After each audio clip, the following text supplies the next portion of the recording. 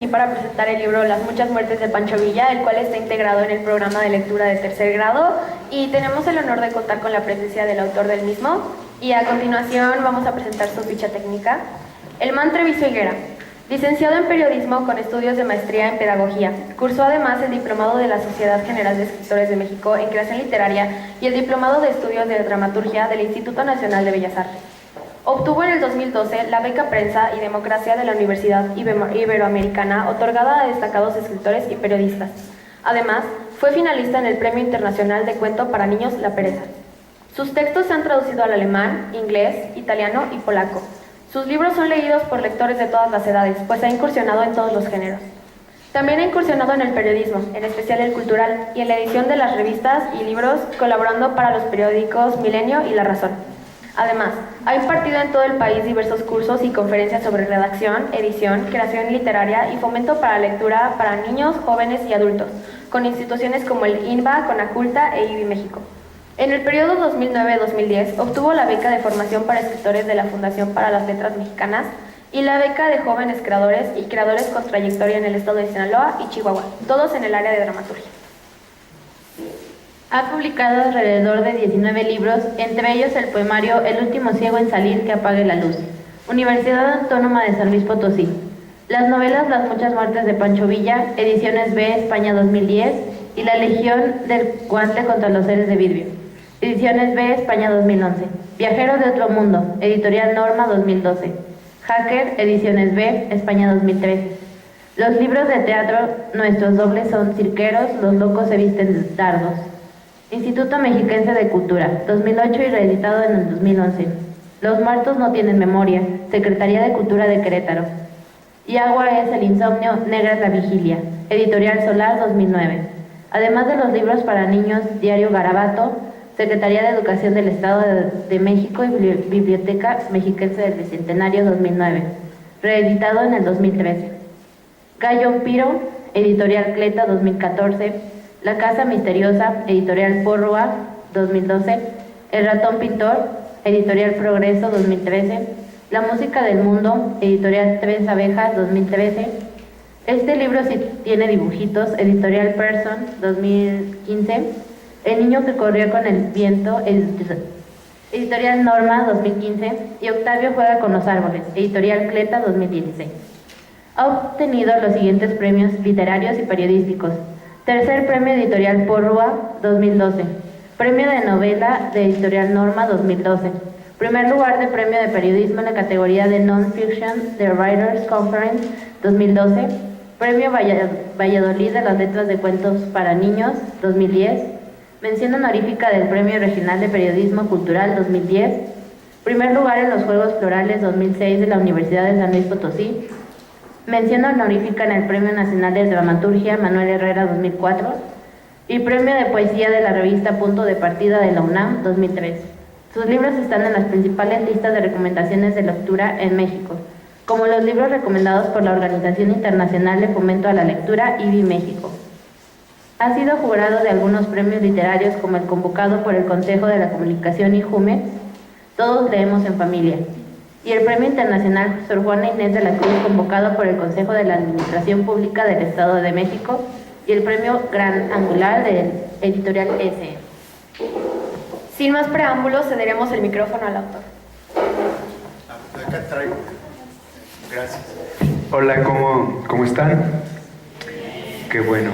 Bueno, pues como dijeron, yo soy Elman Treviso, soy escritor de libros para niños, para jóvenes, para adultos. Desde muy chico empecé a escribir. Desde muy chico empecé a soñar con ser escritor. Bueno, soñaba también con ser otras cosas, pero principalmente con ser escritor. Y lo padre de ser escritor es que todo lo demás que soñé, pues también se me cumplió, porque el ser escritor es precisamente convertirse durante ese momento en muchísimos personajes, ¿no? Yo soñaba, por ejemplo, con ser detective privado. Cuando yo tenía 8 o 9 años andaba yo ahí con mi lupa investigando misterios y todas estas cosas. Y después me di cuenta de que aquí en México no hay detectives privados. o si hay, pues están muy escondidos, entonces no no los conozco. Si alguna vez ustedes conocen a algún detective privado mexicano, me lo presentan, porque hasta ahorita no he encontrado ninguno.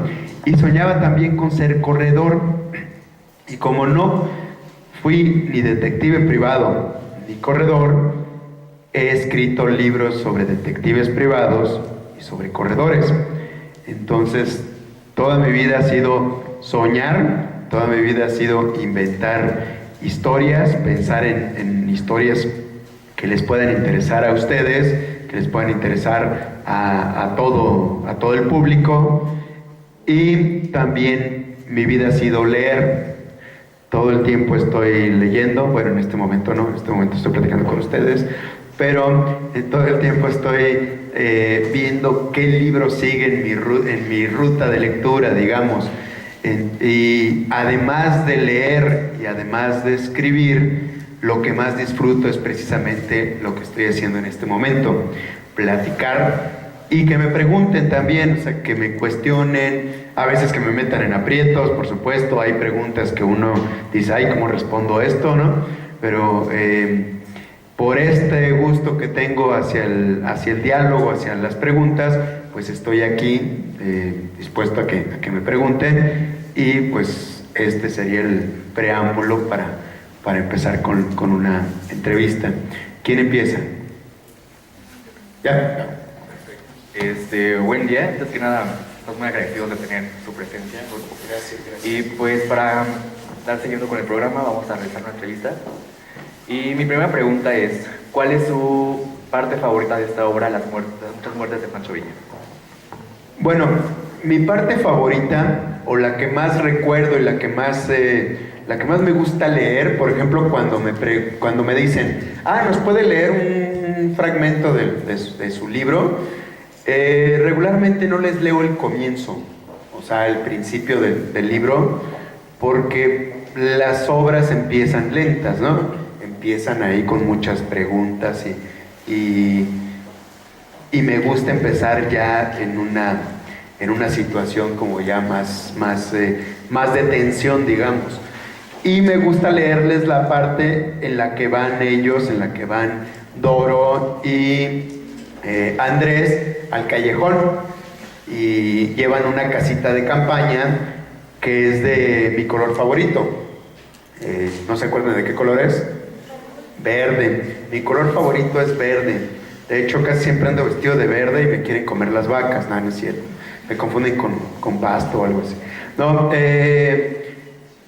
y en esa parte creo que es la que me costó más trabajo escribir, porque era describir todos los elementos sin decir qué había afuera. Ellos no estaban viendo qué había afuera de la casa de campaña, entonces tuve que describir ahí pues los sonidos y todo para que el lector se empezara a imaginar. Entonces también tiene que ver con otras cosas que después vamos viendo en la historia, como por ahí unos zapatos que se ven en ese callejón.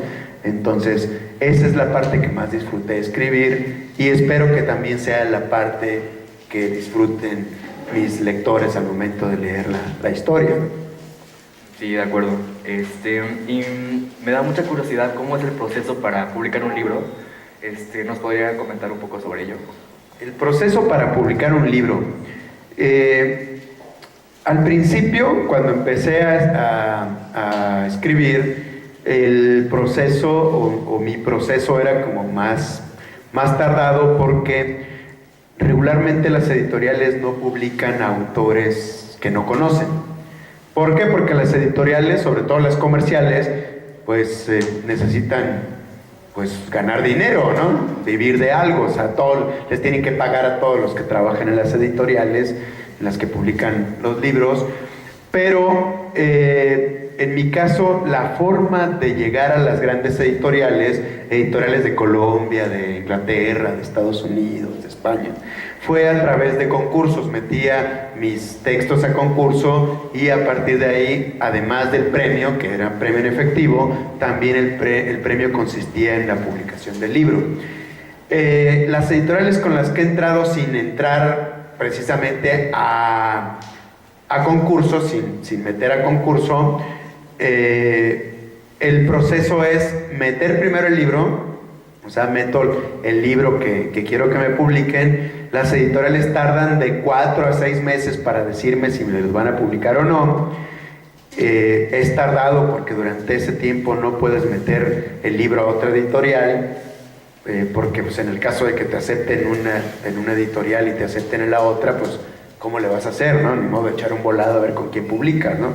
Entonces te tarda 4 o 6 meses en darte el resultado. Te mandan un escrito a tu correo donde dice si cumplió con lo que ellos buscan de un libro.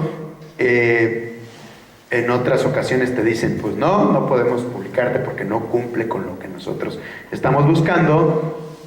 Pero cuando te aceptan empieza ya la edición, digamos. Te presentan al editor, una persona que se va a encargar de llevar todo el proceso del libro. Regularmente te citan el editorial, firmas el contrato, lo firmas por 5 años. Durante 5 años no puedes publicar ese libro en ninguna otra parte.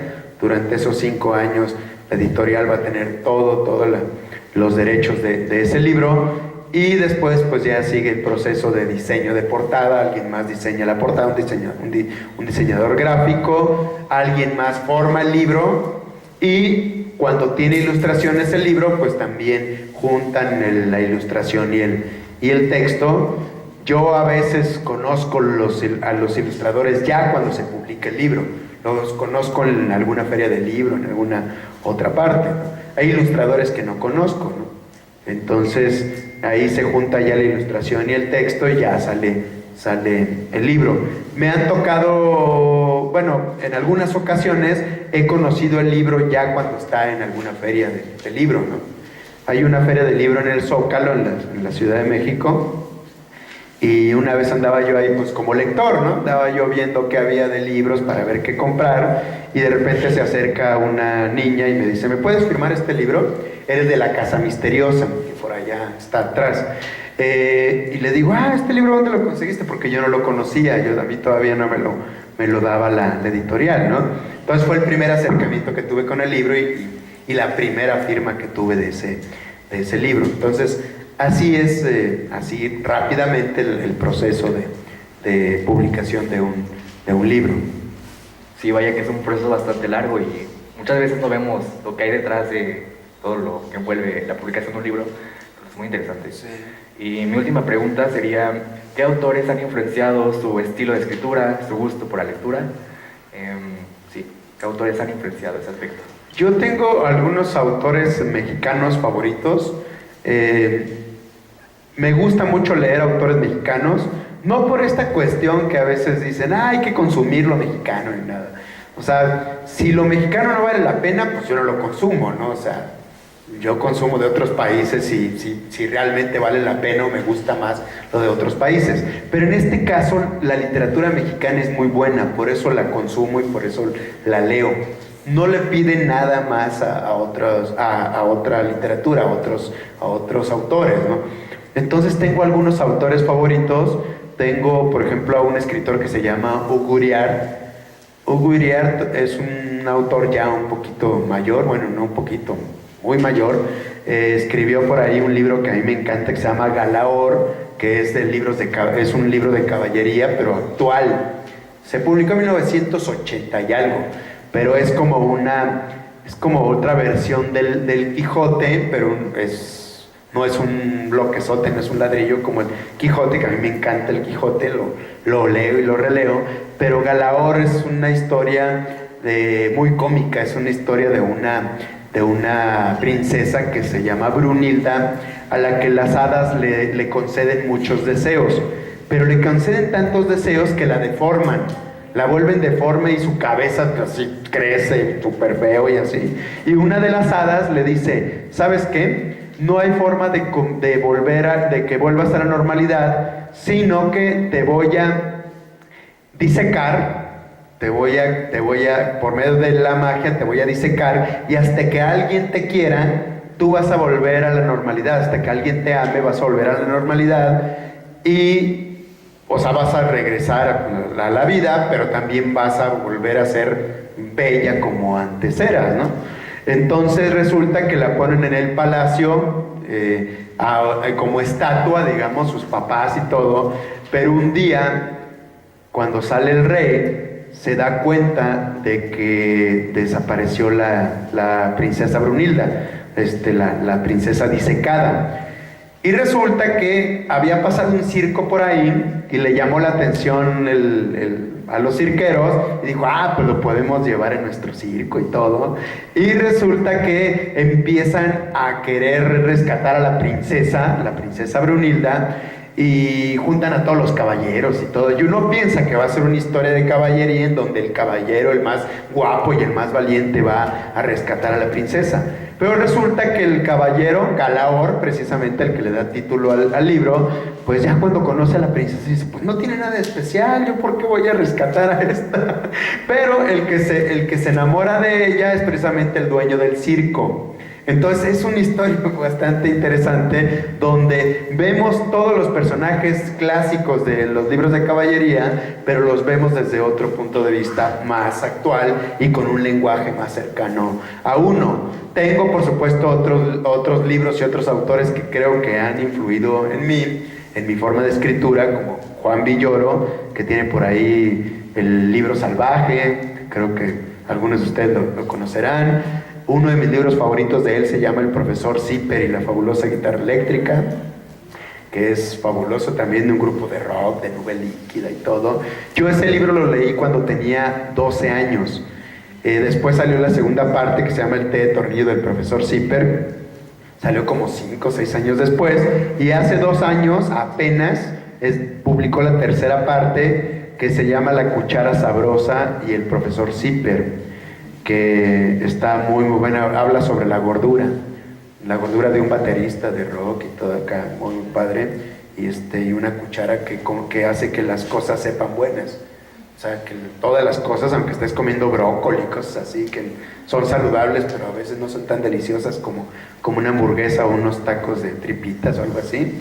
Entonces, la cuchara tiene esa peculiaridad. Todos los libros de él son maravillosos. Entonces, tengo muchos autores que han influido en mi literatura. Muy bien, y pues por mi parte sería todo. Y yo quisiera agregar que me es muy grato contar con la presencia de un autor de talla mundial aquí en las instalaciones de nuestro colegio. Y pues muchas gracias por su tiempo. Bueno, me va a mí a hacerle preguntas. Y bueno, la primera es, ¿qué es lo que más lo motiva a crear sus historias, sus libros? Me motiva, la principal motivación es que pienso, por lo menos pienso que tengo algo que decir. Cuando uno ya piensa que no tiene nada que decir o no tiene nada que comunicar, pues deja uno de escribir. Yo elegí ser escritor para comunicar algo. Algunos escogen ser locutores, algunos escogen ser periodistas, algunos escogen ser maestros. Entonces yo escogí ser escritor para comunicar lo que pienso sobre determinadas cosas. No sé si a otras personas les interese lo que yo pienso, pero quiero pensar que lo que digo es interesante. Digo, quiero pensar, ¿no? Entonces, si a mí me preocupa, por ejemplo, la violencia que estamos viviendo, la inseguridad que estamos viviendo, pues escribo sobre eso. Si me preocupa la desigualdad social y todo, pues escribo también sobre esos temas. Entonces mi motivación siempre surge a partir de algo que a mí me preocupa, pero también de algo que a mí me interesa. Por ejemplo, tengo un libro que se llama Gallo-Piro. Lo escribí porque a mí me fascinan los vampiros, no los gallos. Bueno, los gallos, pero en caldo, ¿no es cierto? Los vampiros me interesan las historias, la literatura de vampiros, desde el primer libro de vampiros que se escribió en 1807, todavía no nacía yo, pero me han contado que en ese año se publicó, hasta los libros de vampiros que se han publicado últimamente, ¿no? Ahí sí les confieso que no he leído Crepúsculo, ni lo pienso leer. He visto las películas y me he dormido en el cine. Las pocas veces que he roncado en el cine, pues ha sido en estas ocasiones. Pero he leído mucho la entrevista con el vampiro, las crónicas vampíricas de Anne Rice, entre muchas otras de vampiros, me interesa mucho la literatura de terror, de suspenso, y por eso escribo como ese tipo de historias. Ok, y su libro de Las muchas muertes de Pancho Villa, ¿por qué decidió basarse en el revolucionario Pancho Villa? Bueno, decidí basarme en él porque tengo un recuerdo de una cosa que me pasó en la primaria. Cuando yo tenía 8 o 9 años, yo vivía en Chihuahua. Bueno, vivía en una parte que se llama Cuauhtémoc, Chihuahua, que le llaman las Tres Culturas, ¿no? La ciudad de las Tres Culturas, donde conviven los menonitas, los tarumaras y los mestizos. Esa palabra de mestizo siempre me produce como comezón, no sé por qué.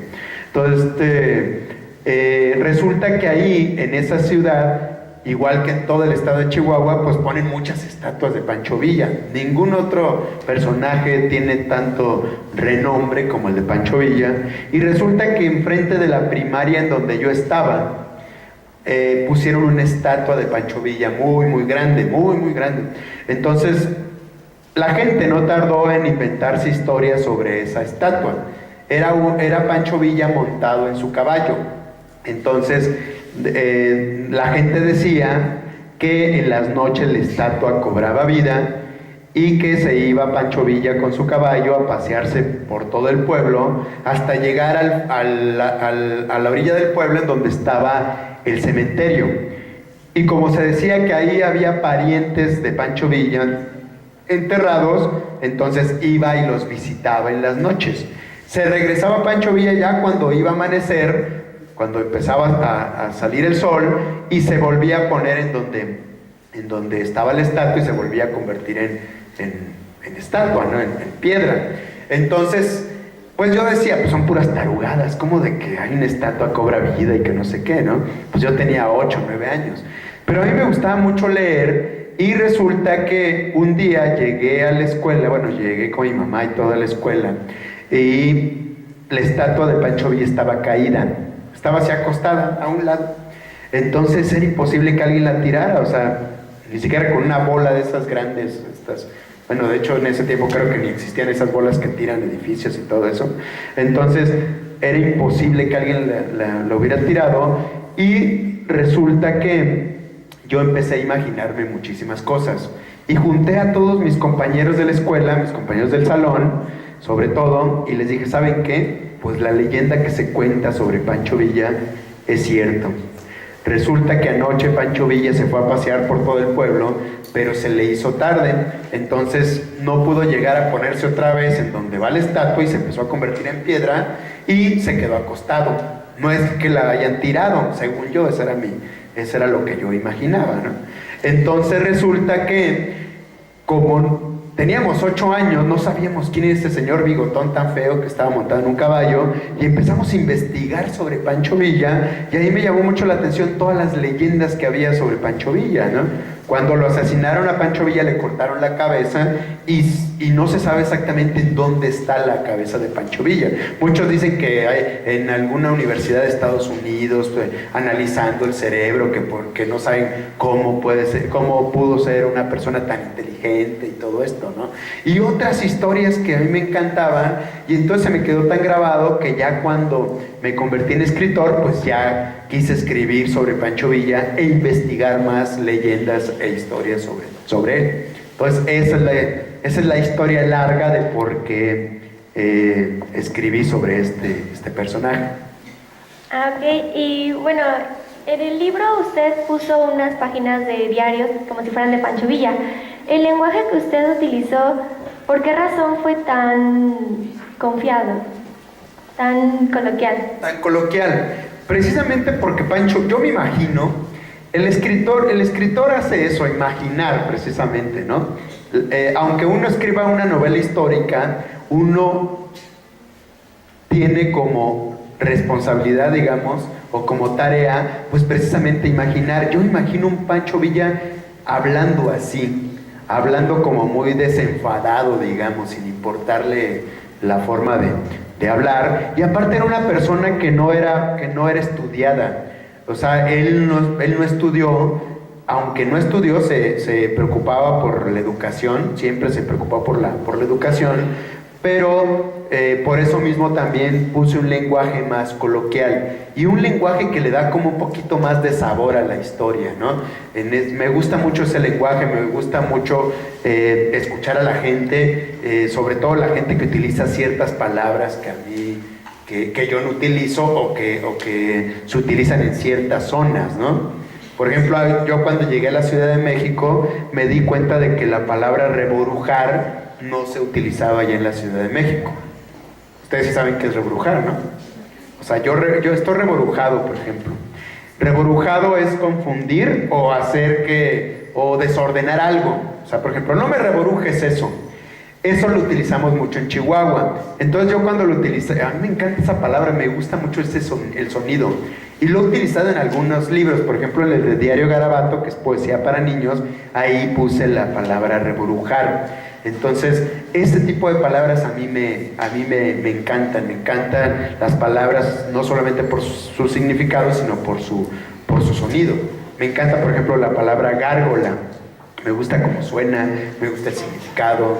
Todos tenemos alguna palabra favorita, ¿no? Y quien no se ha preguntado eso, ahorita pregúntense, ¿qué palabra favorita tienen? O sea, las palabras tienen hasta colores, tienen texturas, hay palabras geniales, ¿no? Y bueno, mi última pregunta sería, ¿por qué decidió terminar el libro sin resolver el problema del callejón? Ay, porque tenía flojera, no es cierto. No, yo tenía que entregar el libro. No, creo que porque la idea surgió a partir de una leyenda, a partir de lo que les acabo de platicar. Entonces las leyendas no se acaban. Si las leyendas se acaban, se convierten en cuentos, se convierten en algo que ya puedes narrar como un hecho, digamos. Si yo les pregunto, si yo les digo que cuenten una versión de La Llorona, la historia de La Llorona, perdón, cada uno de ustedes va a contar una versión diferente de La Llorona. Para algunos de ustedes La Llorona irá flotando, para algunos irá con pies de cabra o una cosa ahí rara. A algunos no se le ven los pies pero no va flotando, algunos lo pondrán con un vestido negro, otros vestido blanco. O sea, depende de quién lo narre. Lo interesante de las leyendas es eso, que son historias inacabadas, que se van nutriendo del lugar de donde se cuentan. Por ejemplo, si se cuentan en la Ciudad de México, pues lo pones en el centro histórico, que pues, los que conocen el centro histórico de la Ciudad de México, pues es genial, es muy bonito, ¿no? Si lo cuentas, por ejemplo, en Yucatán, pues lo pones cerca del mar. Si lo cuentas en Veracruz, también lo pones por allá. O sea, dependiendo de la zona, ¿no? Entonces se va nutriendo de la geografía, se va nutriendo también de las costumbres de cada pueblo. Y yo quería dejarlo como esa historia inacabada, aunque ya después de algunos años pienso que sí necesito una segunda parte. Pienso que sí necesita un cierre un poquito más fuerte la historia, y el siguiente año me comprometo a escribirla. Y pues vendré a presentarla, espero. Sí, bueno, ya si saca una segunda parte nos avisan. Y bueno, ya fue todo de mí. Y me haría el favor de pasarle el micrófono a mis compañeras. Muchas gracias. Bueno, buenos días, primero que todo, buenos días a todos. Siguiendo con el tema de las leyendas, mi pregunta es, ¿los hechos históricos en la trama son verídicos? ¿Cómo fue su experiencia al indagar sobre estos? Los hechos que se narran ahí, por lo menos los históricos, los que surgen a partir de cosas que le pasaron a Pancho Villa, sí son verídicos. O sea, los hechos importantes sí. Investigué mucho, leí muchos libros para poder para poder retratar a Pancho Villa. Lo único que no es verídico de una cosa que no sé si es importante o no en la historia es el postre favorito de Pancho Villa. Ahí sí hay una cosa que se llama licencia poética o licencia literaria, y yo me tomé una licencia porque mi postre favorito es el arroz con leche. Entonces a Pancho Villa le gustaba la malteada de fresa. Como en ese tiempo no había McDonald's ni nada de eso, así como que en donde pudiera comprar alguna malteada de fresa o otra cadena ahí gringa, pues Pancho Villa se iba en su caballo, se montaba en su caballo y cruzaba la frontera y pues se iba a Estados Unidos y regresaba con 2 malteadotas de fresa, ¿no? Porque le encantaban. Entonces, como a mí no me gustan las malteadas de fresa, se me hacen muy empalagosas, yo dije, pues mejor le pongo arroz con leche. Entonces, ahí sí, en ese caso, pues me tomé esa licencia, pero fuera de eso, pues todo lo que digo ahí, pues está documentado por historiadores importantes, y también por algunas personas que me platicaron historias sobre Pancho Villa. ¿Hay alguna obra que nunca haya publicado y por qué? Sí, algunas no las publiqué porque creo que eran más bien aprendizaje. Es como cuando uno corre, a mí me gustaba correr hace algunos años, y no necesariamente corres para una competencia, o sea, corres por el gusto de correr. Lo mismo me pasa con la escritura, no todo lo que escribo lo escribo para publicarlo, sino solamente por el gusto de escribirlo. Tengo por ahí un par de novelas que todavía no he publicado, un par de poemarios también, algunas obras de teatro. Tengo por ahí una cosa ahí que parecen parches, que son raros porque pongo una cosa y después pongo otra y parecería que es un libro, pero ya cuando lo lees todo seguido ya no le encuentras nada de lógica, pero han sido como aprendizajes, o sea, digamos, experimentos que he hecho en la literatura. Muy bien. Actualmente en México, ¿cuál considera usted es el género literario más aceptado? El más aceptado es la novela.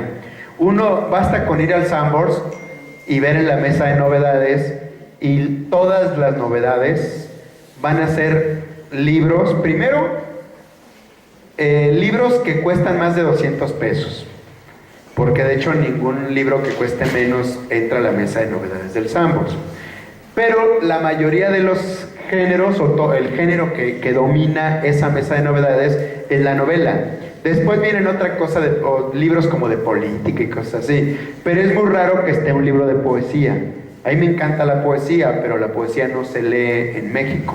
Bueno, creo que no es solamente en México, en todo el mundo. O sea, ahorita se está leyendo mucho la novela, porque se tiene la idea de que la novela es una forma de escapar de nuestra realidad. Y por ahí dice un escritor que se llama Vargas Llosa, dice Vargas Llosa que cuando hay mucha violencia en el mundo, cuando las sociedades empiezan a colapsar y empiezan a ser como más violentas, la novela empieza a florecer. No solamente la escritura de la novela, sino también la lectura. Entonces, como vivimos en un país inseguro, violento, vivimos en una sociedad también muy violenta, entonces también creo que la forma de escapar de muchos lectores es precisamente la novela. Doy el micrófono a mi compañero. Pues buenos días. Y la pregunta que le voy a hacer es, ¿el diario que menciona en el libro de Las Muchas Muertes de Pancho Villa en realidad existe? No, ahí como les decía hace un momento, como no soy historiador, no me corresponde dar testimonio de la historia, porque aparte si ese diario existiera, pues estaría plagiando, digamos, estaría haciendo pasar por mi autoría, digamos, ese diario, ¿no? Lo que hice fue leer otros diarios. Por ejemplo, hay un diario de un personaje que anduvo muy pegado a Pancho Villa, que se llamaba José Trillas, que él escribía el diario de Pancho Villa, porque Pancho Villa pues no sabía escribir, entonces él le dictaba a José Trillas y entonces ya escribió un diario. Entonces yo lo que hice fue imaginar otro diario, otro posible diario, porque no fue el único diario que Pancho Villa escribió. Bueno, escribió no, dictó. fueron muchos diarios, o sea, como tuvo muchas personas de confianza, les dictaba sus diarios, sus memorias, o sea, no decía diario, porque pues diario era una forma rara de decirle, sino una especie de memoria. Entonces, pues yo me imaginé que había por ahí un diario perdido, digamos. ¿Alguna persona le ayudó a escribir el libro o le dio ideas? Pues los que me dieron ideas fueron los historiadores y los escritores que han escrito sobre Pancho Villa.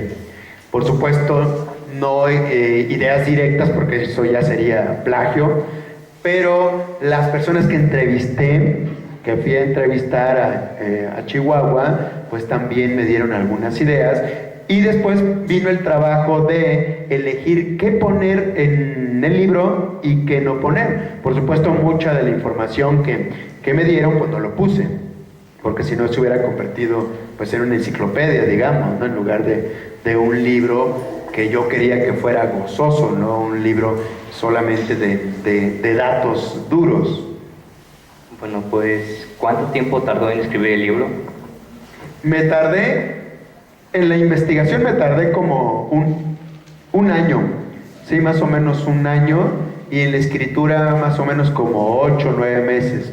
En total fueron como 2 años lo que me tardé. Lo empecé a escribir en el 2008, porque se iba a publicar en el 2010, y ya pues lo metí a una editorial para ver si me lo aceptaban. Afortunadamente lo aceptaron, una editorial española. Esa edición que traen por ahí es una tercera edición. La primera fue en España, en una editorial que se llama Ediciones B. Bueno, ahorita ya se fusionó con otra editorial que se llama Mondadori, que es como la tercera, cuarta editorial más importante del mundo. Y pues me tardé ese tiempo, 2 años para estar investigando y todo, y a ver cuánto me tardo también en hacer la segunda parte, ¿no? También tengo que volver a investigar y refrescar también ciertos datos sobre Pancho Villa y leer los libros que se han publicado desde ese momento, ¿no? Se han publicado por ahí 3 o 4 libros importantes sobre Pancho Villa desde que yo publiqué el mío. Bueno, ¿y cómo fue su primera vez al escribir un libro? La primera vez al escribir un libro, empecé yo con poesía. Entonces, la poesía es como más fragmentada, digamos. La escritura de los poemas, pues escribes un poema, después pues, puede pasar una semana, un mes o hasta un año para escribir un segundo poema. Y yo empecé a publicar en revistas y periódicos. Curiosamente, en revistas y periódicos de otros países, no en México, porque en México no me publicaban. Como yo era muy joven, decía, no, pero ¿cómo vamos a publicar a alguien que pues, no tiene trayectoria, ¿no? En otros países no les importaba si yo tenía 5 años o tenía 200, o sea, les importaba el texto, les importaba el poema. Entonces empecé a publicar en Venezuela, en España, en Estados Unidos, principalmente en esos países, en periódicos de allá o en revistas. Como en ese tiempo no existía el internet, me mandaban a mí en paquetería, en correos, sobre todo correos de México, me enviaban el periódico con mi publicación. Por supuesto, pues cuando yo lo estaba abriendo casi destrozaba el sobre por la emoción de ver mi publicación, ¿no? Entonces iba con mi abuelita y con todos a presumirle, ¿no? Hasta con mi perro le presumía, aunque mi perro no sabe leer, pero yo le leía el poema. Entonces así fue mi primera experiencia. Le agradecemos mucho esta entrevista. Se lo paso.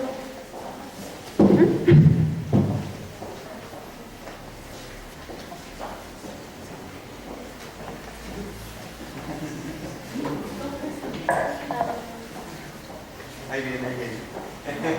Viene por el laberinto.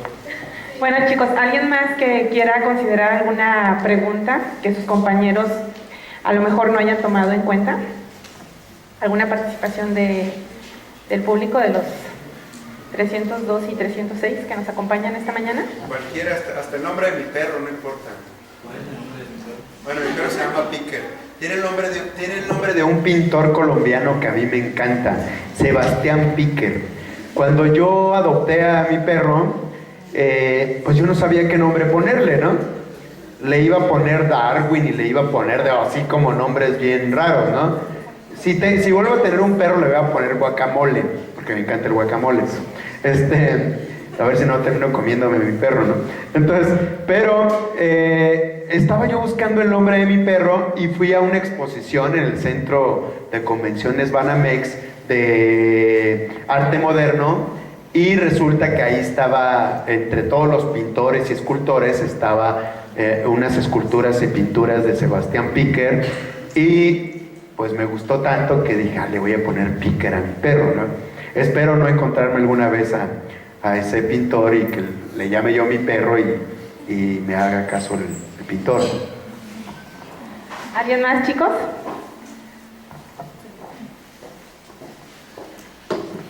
¿Qué características tienen sus libros que los distingan de otros escritores? Ay, están bonitos, no es cierto. Están bien bonitos. No, buena pregunta. Fíjate que nunca me han preguntado eso y nunca me lo he preguntado yo. Pero si por algo me preocupé yo al momento de estar escribiendo, es de hablar de mi tierra. Por lo menos de mi tierra adoptiva, porque yo nací en Sinaloa, pero viví mucho tiempo en Chihuahua. Y muchos de mis libros hablan de mi tierra. Tengo uno que se llama El niño que corría con el viento, no sé si por aquí está. Es de los corredores tarahumaras, o sea, es de Chihuahua. Tengo por ahí La niña dinosauria, que precisamente empieza, no digo en dónde empieza exactamente, pero termina en Chihuahua, en la Sierra Tarahumara, en donde hay un museo de dinosaurios y hay huesos de dinosaurios y todo. Tengo pues el de Pancho Villa, que habla precisamente del hijo adoptivo de Chihuahua. Pues sí, de hecho la mayoría de mis textos tienen como ese sello, que hablan de mi tierra. El primer libro chilango que hice, después de 10 años de vivir en la Ciudad de México, en ese tiempo tenía 10 años de vivir en la Ciudad de México, fue el de Hacker.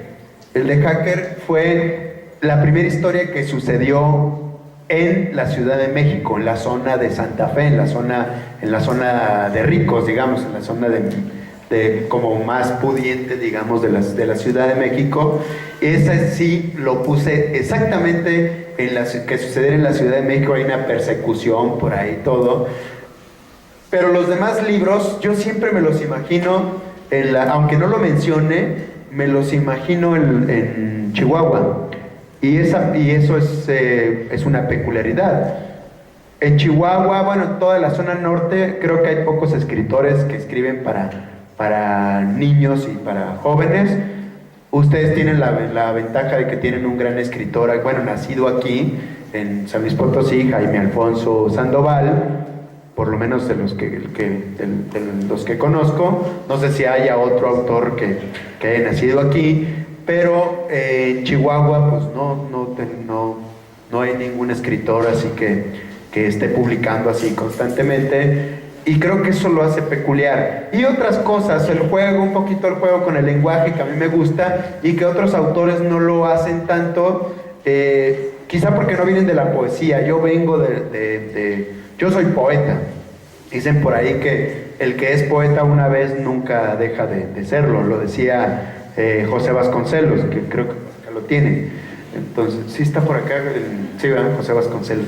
Entonces, a José Vasconcelos le decían, oiga, pero ¿por qué ya no es poeta? O sea, ¿por qué ya no escribe poesía? Y dice, yo nunca he dejado de ser poeta, solamente dejé de escribir poesía, pero como fui poeta una vez, lo voy a hacer por siempre. Siempre estoy escribiendo poesía, aunque escriba narrativa. Eso es un poquito profundo. Entonces creo que lo mismo trato de hacer en mis textos. Eso es como mi sello. No sé si sea bueno o malo, eso le corresponde decirlo a mis lectores, pero siempre trato de conectarme con mi infancia y con mi tierra. ¿Alguien más? Mi libro favorito que he escrito, pondría 3. El de Diario Garabato, el de Gallumpiro y el de Las muchas muertes de Pancho Villa. Esos 3 para mí son muy importantes por diversas razones. El de Gallumpiro ganó un premio nacional de cuento, lo recibí en Mazatlán, creo que en el 2011, 2000 y algo. ¿Dónde está? No, pues quién sabe, desapareció. Bueno, ahí está, pero ese está bien. Esa primera publicación fue porque gané el premio y lo publicaron, pero a mí me parece una portada horrible. Pero pues eso yo no lo decidí, parece una portada del cereal o algo así, o sea, ya ven que sale un gallo ahí en cereal. Entonces, ese, porque aparte a los niños les gusta mucho ese libro. Incluso cuando presento otro libro, menciono el de Gallompiro y terminan llevándose el libro de Gallompiro y el otro libro lo dejan a un lado, ¿no? Hay niños que se han vestido de Gallompiros, por ahí en YouTube hay una canción de Gallompiro, le compusieron una canción en un estudio, o sea, estudio profesional y todo, le han compuesto poemas, o sea, como que se convirtió en un personaje. Hasta ahorita no le he sacado provecho a ese personaje porque no me gusta tampoco hacer esa comercialización de la literatura, esto de que pongan muñequitos y todo esto. Para mí los libros son los libros. Yo siempre critico esta cosa de que los autores siempre estén enfrente de los libros. Por supuesto, ahorita estoy aquí porque pues también me interesa el fomento a la lectura, también me interesa dialogar y saber lo que a ustedes les interesa, pero no me gusta esta idea del rockstar escritor, o sea, del que recibe todos los reflectores antes de recibir en el reflector el libro. Creo que el libro es lo importante aquí, no el autor, porque cuando le pones el reflector al autor, el autor se muere y se muere el libro al mismo tiempo que el autor, y no debe de ser así. El libro debe de perdurar, o sea, si el autor se muere, a ti no te debe de importar si el autor está vivo o el autor está muerto, ¿no? Entonces, volviendo al punto, esos tres serían mis libros favoritos. ¿Alguien más, chicos? Primero para allá y luego para aquí. Y un pequeño paréntesis, a mí también el libro que más me gusta de Elman es Gallompiro. Ahora, entramos a la lista. ¿Por ahí traes uno? Sí.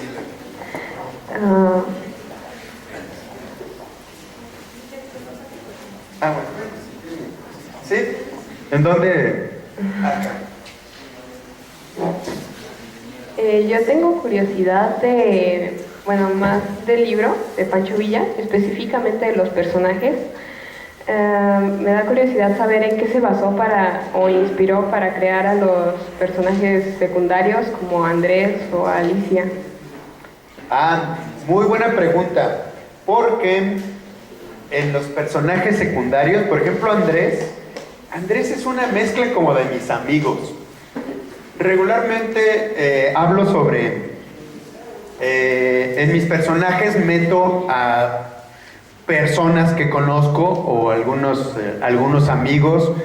En el caso de Andrés es una mezcla de algunos amigos. Ninguno de mis amigos de la infancia se llamaba Andrés, me gusta ese nombre. Tuve muchos amigos en la infancia, éramos muy traviesos todo. Pero hice como esa mezcla y salió Andrés. La mamá de Doro, pues precisamente es como mi mamá, porque Doro se parece mucho a mí. Con la salvedad o con la excepción de que pues yo tengo todavía papá, afortunadamente. Ya ven que Doro pues no tiene papá y también es una parte importante de la historia. Y hay un personaje que a mí me fascina de ese libro. Me fascina porque también lo basé en un personaje real que es el guitarra. Un loco que cada vez que le dicen guitarra, pues empieza a tocar una guitarra imaginaria, que al final ya lo leyeron todos, ¿verdad? Ya puedo decir que se muere, ¿verdad? Sí. Bueno, si no, ya les hice el spoiler de hoy. Entonces, guitarra era un personaje con el que yo precisamente jugaba. No jugaba así como, pues, vamos a ponernos a jugar, sino de forma cruel. Ya ven que cuando uno es niño es un poquito cruel. Espero que se les haya quitado a todos, que esa crueldad no permanezca. Pero los niños son crueles por naturaleza, ¿no? Poco a poco nos vamos dando cuenta de que no debemos de ser así, ¿no? De que la violencia no es, la violencia es mala, de que no debemos tampoco de burlarnos de la gente. Entonces nosotros perseguíamos a ese personaje, a ese loco del lugar, y todo el tiempo le estábamos diciendo guitarra y hacía eso. O sea, tanto que pues se cansaba el pobre, pero seguía haciendo eso. O sea, era un tipo que le gustaba mucho tomar, como lo digo también en la historia, ¿no?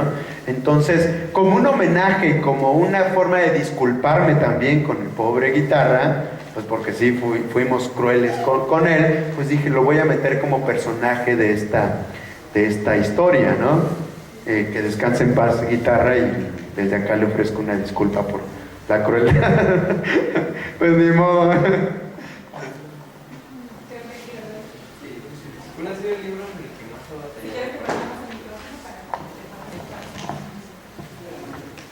¿Cuál ha sido el libro en el que más ha batallado usted para hacerlo?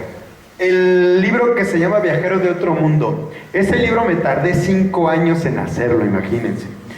No, por supuesto no lo escribía todo el... ¿No está aquí? ¿No? Por supuesto no lo escribía. ¿Qué pasó?